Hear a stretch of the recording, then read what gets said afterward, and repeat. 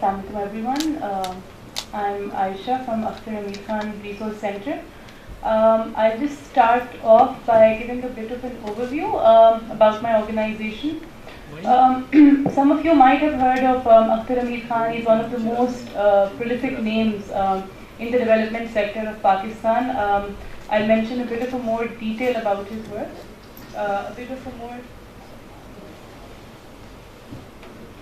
I'll mention a bit of a more detail about his work as I proceed into my presentation. So AHKRC, we are essentially a research organization. Our goals are working in urban centers, particularly on the idea of urban poverty. Now, urban poverty is a very new concept when it comes to development because poverty is seen to be associated with rural areas mostly. When you think of poverty, you instantly think of rural areas.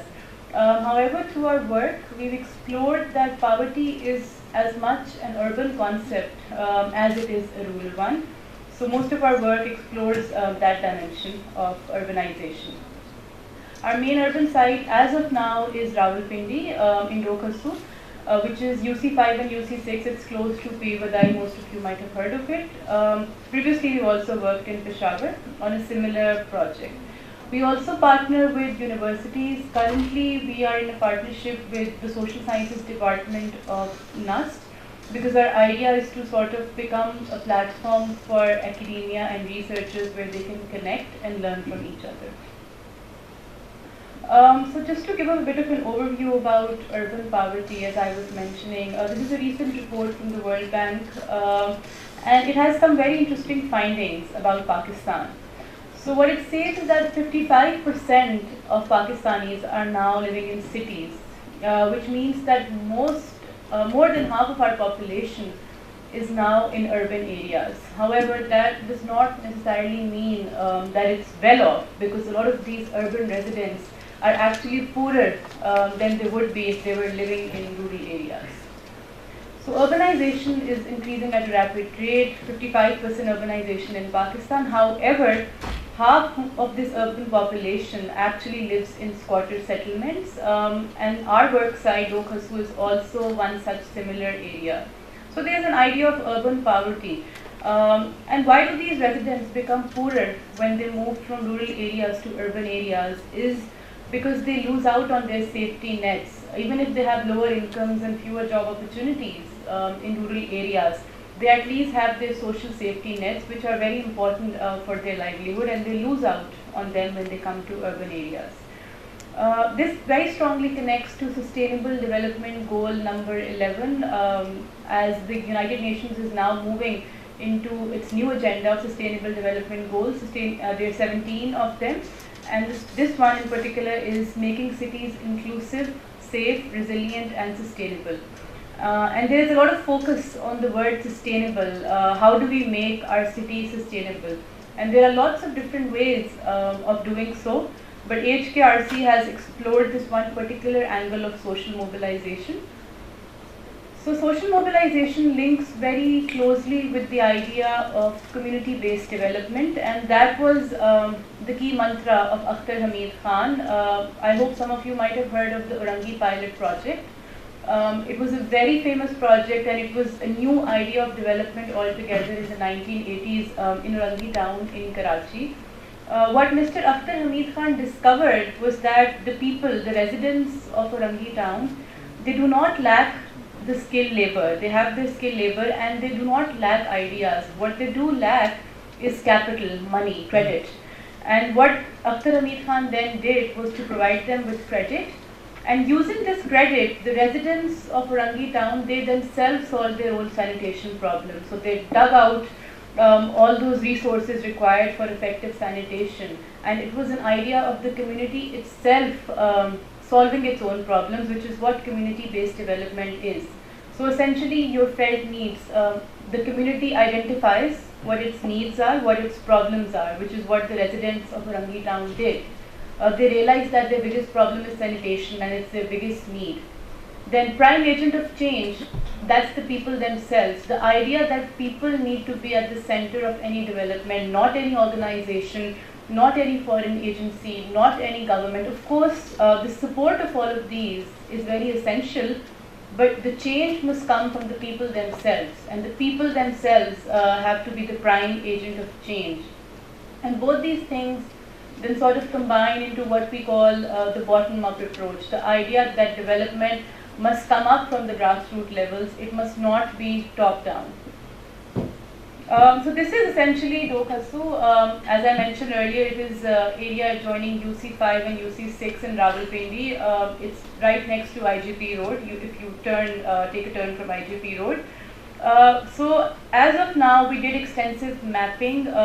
What we did was that we dropped 60 pins on Google Earth, and 2 streets right and 2 streets left of each pin was identified as one cluster, which makes 60 clusters in total. And then we interviewed 5 people in each cluster who we call key informants, and through them we found out different estimates about Dokhasu's population as well as different aspects. The idea behind this is called wisdom of crowds, and this is how we gained our estimates. These are different muhallas within Dokhasu that we are now working in, and this is how we conducted the mapping. So this is basically, these are basically the estimates that we got through our mapping technique. The total population is roughly 195,000 residents. However, the area is 1.6 square kilometers.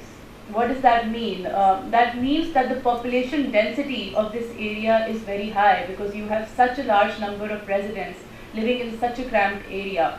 And if you visit Dokhasu, you see that the buildings, they rise, and at some point they converge so much that sunlight does not come through the streets. So from the start, in the earlier periphery, there's slightly less density, but as you move towards the center and towards the end, the streets become more and more dense, and the living conditions become more and more worse. So then we conducted our needs assessment. We did both qualitative and quantitative methods. We did focus groups, and we did a very extensive baseline in collaboration with PIMS in Islamabad, and we realized that there are very different aspects. So the community is very deprived overall.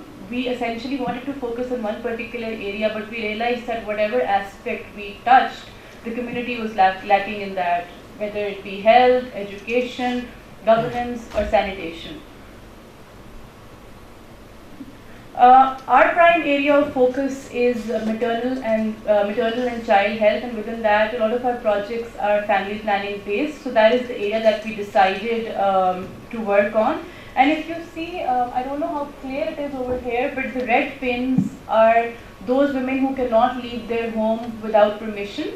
And the yellow pins are of those women who do not have a lot of knowledge about family planning usage. And we found out that there is a very strong correlation. The areas where women do not move are the same as the areas where there is very low family planning awareness. And then we realized that there is essentially a connection between the two. A lot of women are not able to use family planning effectively is because they are not allowed to move out of their households. And it also needs to be mentioned here that this is essentially a lot of the residents of Dokhasu are migrants from Afghanistan. So they have slightly different cultural norms when it comes to women mobility. And while you may find higher women mobility in other squatter settlements, in Dokhasu it is considerably low because of Afghan cultural norms. So this is essentially what we did. I'll shed more detail into our outreach project. So as of now, what we've done is that we hired local women from the community itself, and we call these local women APIs. And the idea is that these APIs, they go from household to household, and they do two things. So one, they create awareness of family planning as well as health in general. So that includes products other than family planning as well. We're here talking about multivitamins, about deworming, about ORS, very basic health products that these people do not have access to. So they go and they create awareness, number one, and number two, they sell these products to the women of the community. And on every product that each API sells, they get a very small commission. In addition, they also get a fixed stipend from us. So the idea of giving a commission is that it gives them increased motivation to increase their sales. The more product that each API sells, the more income that she is able to earn. And these are women who previously had no employment whatsoever. These are women who wanted to be employed, who are capable enough of being employed, however they do not have any networks or any means of being employed. So these women, their household income can potentially increase from 0 to about 5,000–6,000 rupees, which, if you keep in mind the living cost of a squatter settlement, is considerably good enough for them. So this is what we're currently working on. This project is in very preliminary stages, but we're developing it, and the idea behind it is that in order to make your cities sustainable, you need the residents to be at the forefront. Of course, you need assistance from your local bodies and from your government. However, any form of development will not be sustainable if it does not take the residents of that particular community at the front, which is what we're doing with these women. We are placing these women at the center of development of their community. In this regard, we've also been doing health melas. We've done 2 so far, and if any one of you here is from an organization that would like to partner with us for our next health mela, I would be very happy to talk to you. What we do in these health melas is that they're conducted every 2 months. We call different organizations. So for instance, World Vision was one of them. They conduct free eyesight testing. Then we have the Population Welfare Department of the Government of Punjab. Then we have FVAP, which is one of the biggest organizations when it comes to family planning, and they conduct free IUD insertions in the health melas. So any health-related organization essentially, and they provide different health services, and these are free of charge for these residents. The idea is that these residents can sort of get access to basic health services, and through them realize the importance of other health services. So that's what we've been doing so far. Additionally, this is something that we are working on. The idea is to make the process very electronic and very mechanized, so that we can track the sales of our APIs. As I mentioned earlier, that they go from household to sell products. We're sort of developing a platform now where we, sitting in our offices, can electronically track how much products that they've been selling to each client, and be informed when their products are finished, so that we can sort of develop a supply chain mechanism for this whole process.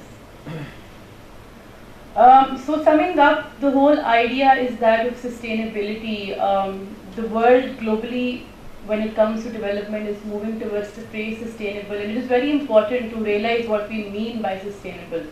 Sustainable essentially is that development which is continuous, which does not have a starting period and an ending period, which is development which sort of encourages itself through the people of that community. So the collaboration that we've done so far, we've worked with the government. We have an MOU with the Population Welfare Department of the Government of Punjab. We've also been working with academia. Just a few weeks back, we held our first policy dialogue series, which was attended by different representatives from academia as well as from research organizations. And we also collaborate with NGOs within Dokhasu as well as within the Rawalpindi, Islamabad area in general to sort of develop our site. The idea of our work in Dokhasu is not that we want ownership of AHKRC primarily. We want it to be a site where different researchers, where different organizations, where different individuals can come and they can all test their own ideas, and we can sort of move towards a collaborative approach of development. So how is this approach different? So number one, the idea is that of integrated economic opportunity. Development now is not about looking at health, at education, or any other aspect of development differently. These are all very interconnected. If you look up the Sustainable Development Agenda of the United Nations, which is what every government, even Pakistan, is now individually following, you will realize that each goal is very interlinked. You cannot look at health by itself, you cannot look at governance by itself. They're all very interconnected.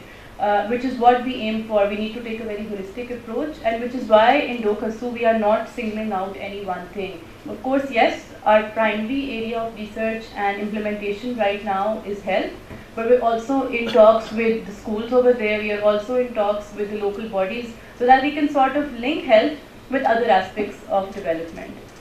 Number two, why it's different is that people are at the center. It is a very people-centric approach, which you do not see a lot these days, because you see, when you look at the development sector, what you see mostly are projects which are USAID funded, which are DFID funded, which are funded by any other international organization. And they're very fixated and they're very stubborn in that sense that they have a certain set of goals and you have to achieve those, and beyond that, no one really cares whether development is being sustainable or not. Number three, we're documenting everything, and this documentation is publicly available. We have our own resource. If you visit the website, you can also access it. So the idea is to make these resources available to everyone, so that whoever wants to collaborate with AHKRC on DOKASU or otherwise is freely able to do so. And lastly, it's a long-term approach. We do not call this a program. We do not have a fixed ending period. We want this to be a continuous process. We're helping the people, and once these people are capable enough of developing on their own, that's when we sort of take out and let these people sort out problems and continue development on their own. So that's about it. If there are any questions, we'll take questions later. Oh, thank you.